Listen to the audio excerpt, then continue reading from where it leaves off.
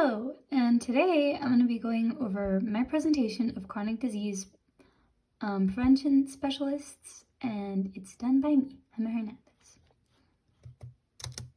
So, I wanted to start off with a quote that I thought that would be fitting for this, and it's by Benjamin Franklin, sorry, and it goes, "An ounce of prevention is worth a pound of a cure," which I thought was fitting for this.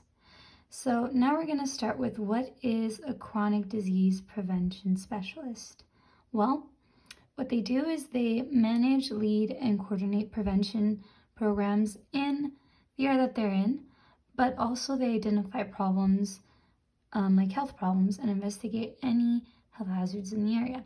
So for example, I could be a disease prevention specialist working in an area such as rural California, and one of the problems or one of the health hazards that could easily enter that area is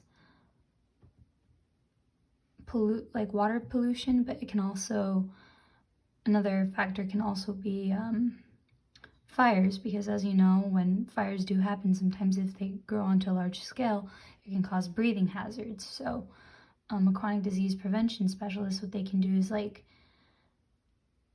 inform and add legislature along with many prevention methods to prevent any large-scale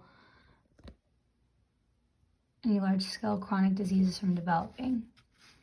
That can be like asthma, cancer, obesity, well, not obesity, sorry, cancer, diabetes, or asthma as some of them, sorry, apologies. And then we have objectives and values. So their objectives are to pretty much educate the patients that they have already, but also educating their community and preventing from any more chronic diseases from developing, and or also preventing new incidence rates of those said diseases. And incidence rates are basically just new rates of a certain disease that is being studied. And now we have the education requirements. So the education requirements to become a chronic disease prevention specialist are to gain a bachelor's or master's degree in areas such as public health, biology, health science, and psychology, but also sometimes they like to complete a CEPH accredited program, and that's usually done during graduate school. And then we have salary.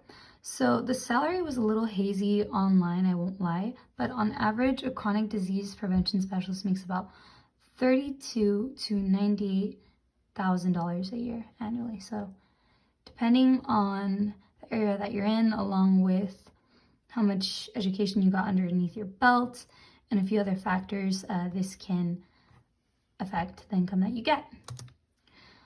A typical workday for chronic disease specialists can be overseeing any prevention methods and diseases in the area. So sometimes they can hold meetings and figure out, okay, what would be good prevention methods to branch out to the public. And they can also get in touch with other healthcare professionals in a hospital, but they also get into contact with news reporters, the news bulletins, the radio, anything like that, because sometimes a little ad of, hey, don't smoke, or hey, make sure not to eat too many sugary foods, can make the difference between a new incidence rate or a decreased rate, if that makes sense, because prevention does help a lot. Location. So chronic disease specialists work in various places. They mainly work in hospitals, but they can also work in other agencies too. To the point where when I was researching this, one of the ads for working as a chronic disease specialist was actually a car dealership. So it just goes to show this place, and I mean, well, this world has a lot to offer, but a chronic disease specialist can totally go anywhere. But I guess the main best place that they usually work at is a hospital or a state agency. So here are my references, not too many, but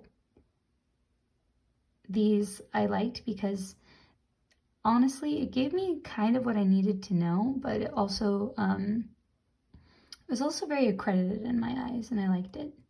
especially this one, the one on top. Anyways, sorry. And that is it for my presentation. Thank you for your time. Hope you have an awesome day and happy Thanksgiving.